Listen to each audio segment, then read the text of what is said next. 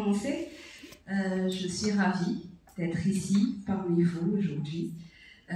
C'est ma première scène cette année, ma première vraie scène cette année. Donc, pour moi, c'est quelque chose d'important. Pourquoi? Parce que le mois de mars, c'est un combat. C'est pas une fête, c'est un combat pour notre féminité. C'est un combat pour toutes les femmes. C'est un appel aux hommes qui veulent s'unir à nous dans notre combat.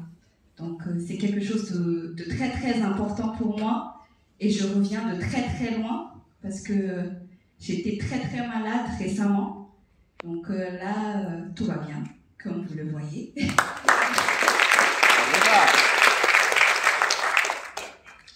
Donc j'ai changé un peu de style, mais j'espère que ça vous plaira. Et comme c'était sur les plaidoyers, donc j'ai essayé à ma manière de faire un slam en mode plaidoyer. C'est un peu bizarre, mais voilà.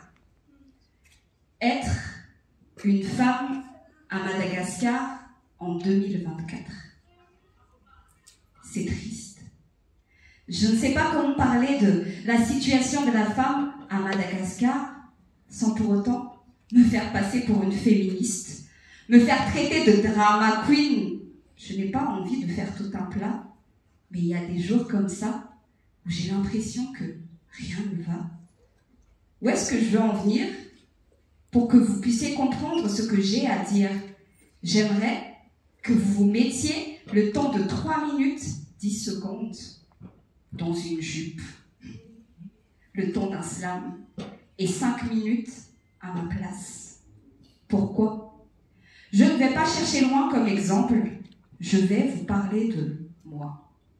Pour ceux qui ne le savent pas, je m'appelle Kayla, C-A-Y-L-A-H.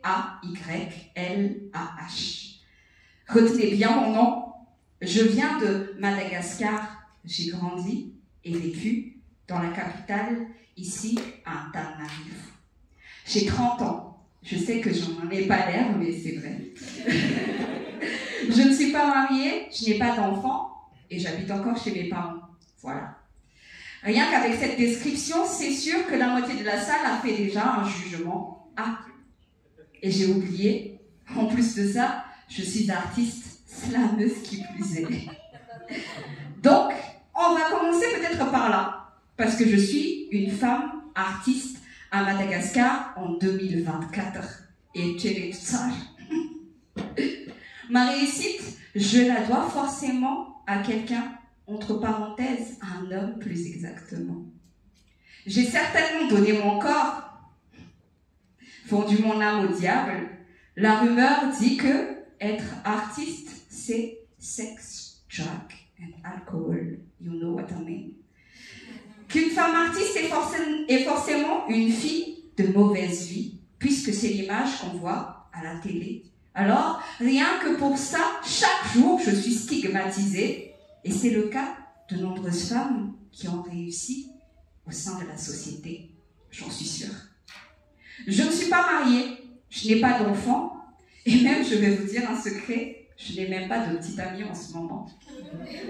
Vous vous posez peut-être certainement la question, pourquoi? Certains diront que c'est impossible. Une fille comme moi, belle, intelligente, douce et gentille,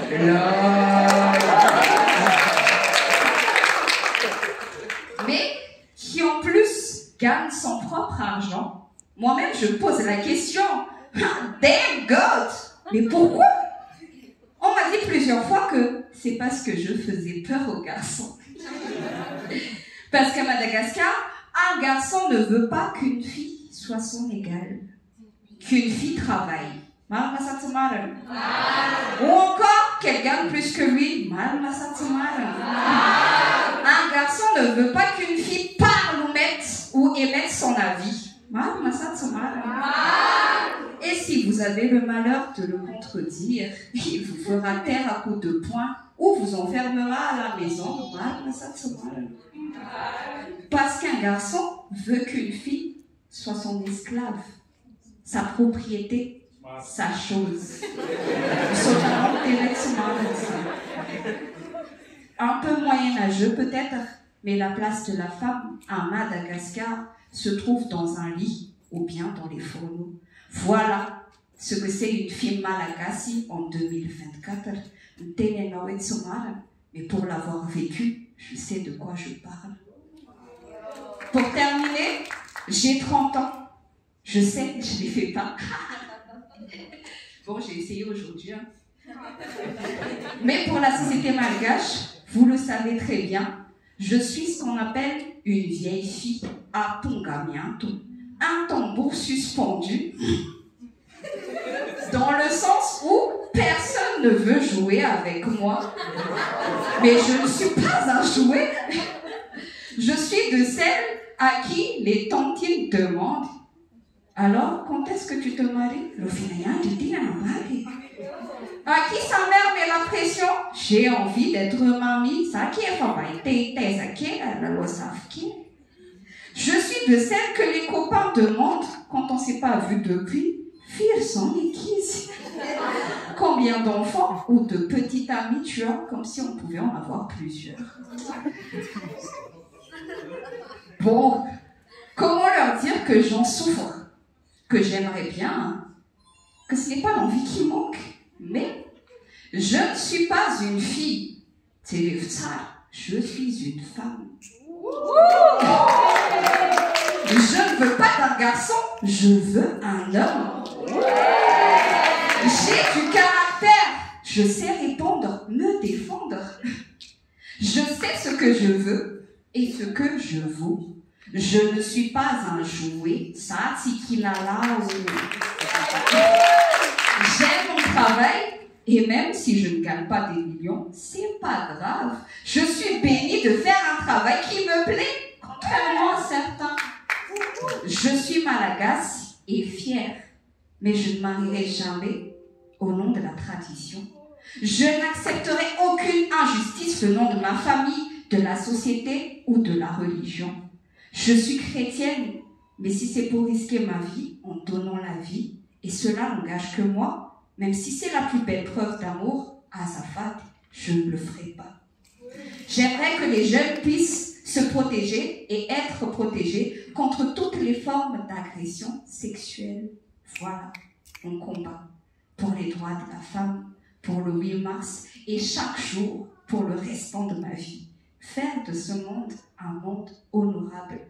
Être un exemple pour les jeunes femmes, malgré que le fait que je sois incomplète et imparfaite.